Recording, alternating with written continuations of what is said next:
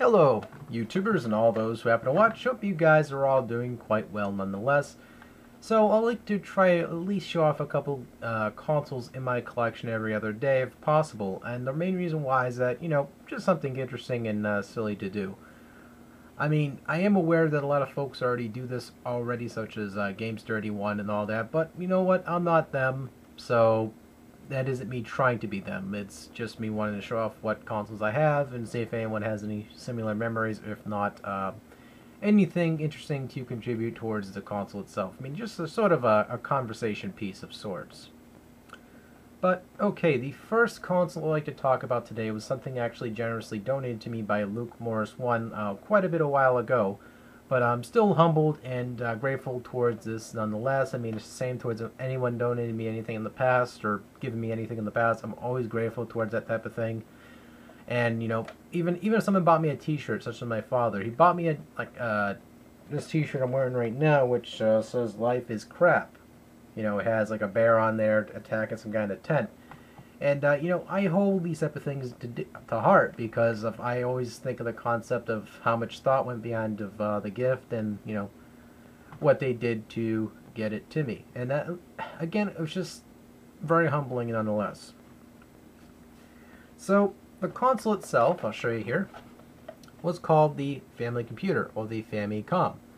And the funny and interesting thing about this is completely night and day versus what you saw from the, this did not ever hit the States until much later on versus, prior to people collecting for it or noticing it through magazines or anything else in particular.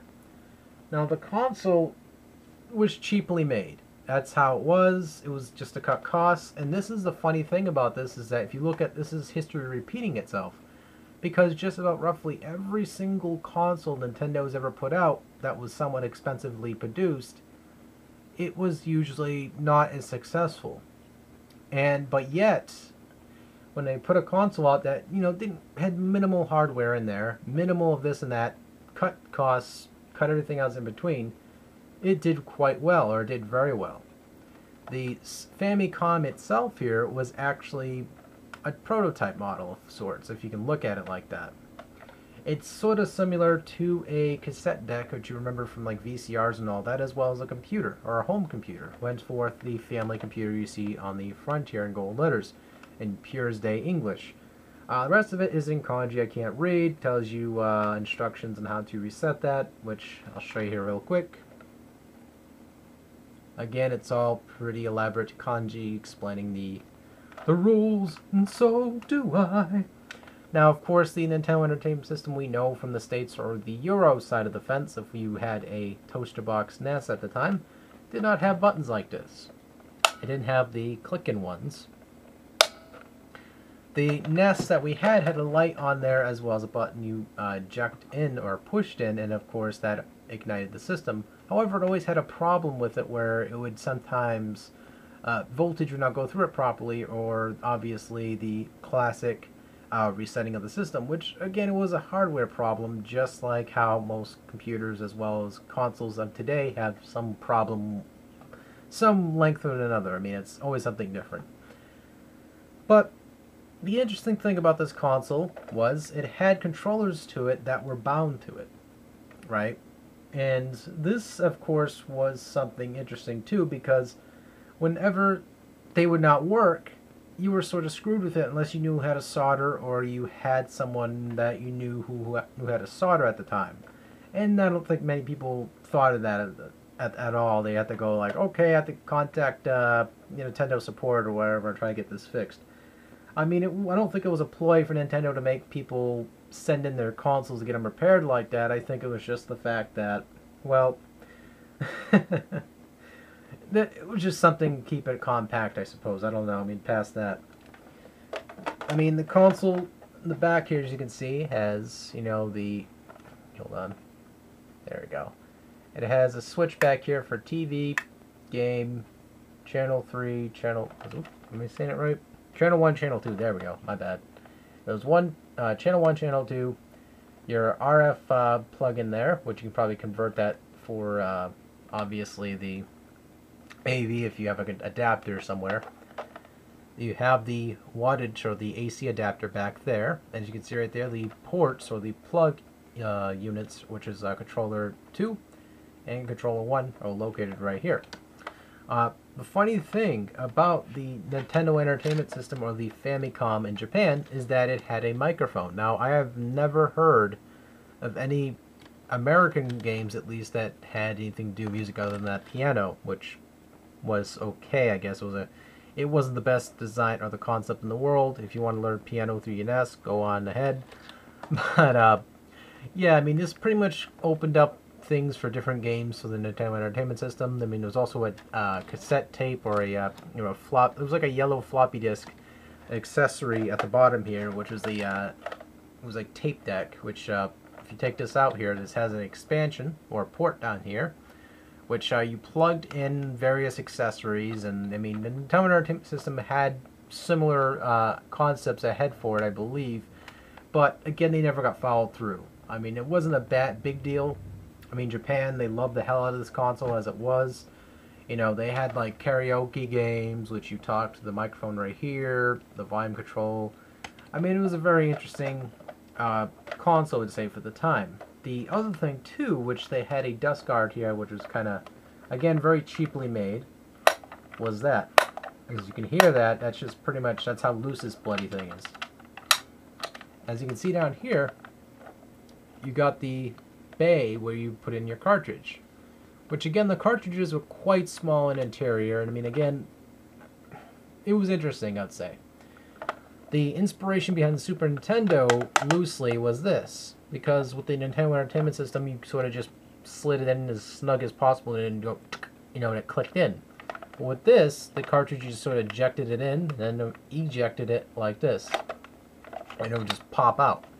You took your card out, shoved it up your ass, put it on the shelf, do whatever you want with it, and then you pretty much put it in your next game, or if you're done with the console, you just obviously slid underneath the TV or something like that. But yeah, that was roughly, the Entertainment System history. I mean, there's much more to it, dates and everything like that, but I'm not going to get into that. I'm not really here to try to give you a full history lesson here. I'm not no college professor of Famicoms, but the main reason why I wanted to collect this console was quite simple. While the Nintendo Entertainment System had a lot of great obscure games, it still does to this date, because I have yet to find every single obscure game that I want. I mean, I sort of slowed down a big time because I wanted to focus on other consoles. But the Famicom itself has a lot of games, such as action games and titles, as well as at least variations of the games I like, such as Shattered Hand, which is a Soul Brain in Japan, had a totally different sprite look and everything else in between, because it was sort of licensing. They could not put it out here in the States. Granted, Shattered Hand is fantastic. I love Soul Brain as well, because it had had an extra level, which I'm still going to be looking for that game in the future.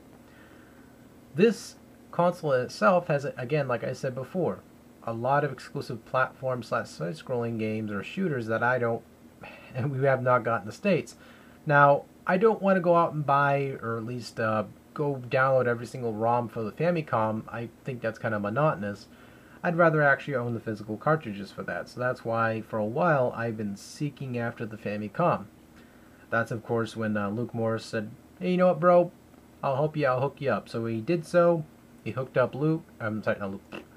Alec, and he hooked up my brother as well, because my brother just sort of like chimed in going, "Yeah, I wouldn't mind a Famicom," so that's pretty much how it worked out there. Monkey see, monkey do. Anyway, yeah, I mean, it's been a console I've been collecting for. It's just been very loose-based when I do, because most of the games I've tried to find or look up are somewhat up there in price. I mean, they're not expensive, they're just kind of, whoa, kind of thing at first. I mean, I'm looking for mostly platformers, such as, I want to get the actual Japanese version of Mario, or Super Mario Brothers. That's one of them, Castlevania, which that one is very cheap in Japan, actually. I've heard it was like $1 or something. I was like, kind of. And the variations of the obviously the American or the PAL version of Castlevania is, it's just it blows my mind the differences in the Castlevania in Japan. That's all I gotta say. So there's games that are obscurely common in Japan that America never got the, they got the censored versions, if you would want to call it like that. So it's just a console that has so many interesting and challenging games on there I want to collect, such as Atlantis, what the hell's it called? No Atlantis. It's pretty much it's Pitfall, but it was interesting because I played it for a while because I remember watching a Game Center CX episode, watching it and going, that's an awesome. Why the fuck didn't we get that game? Because it was, I guess, too challenging for the States, or it would not translate too well towards the American consumer, even though I would probably played the shit out of it when I was a kid. I mean, shit, we got games such as freaking, what the hell is it called? Not Castle of Deceit. Oh, Deadly Towers. We got that damn game, but we didn't get that. No Atlantis. I mean, come on. But anyway, I mean, this is pretty much a console I've been wanting to collect for a long time. I achieved it by getting the console, and now I gotta, look very carefully for a bunch of games. And the thing of me when it comes to collecting is I kind of, drift off and collect for other consoles when I'm trying to really focus on one particular console.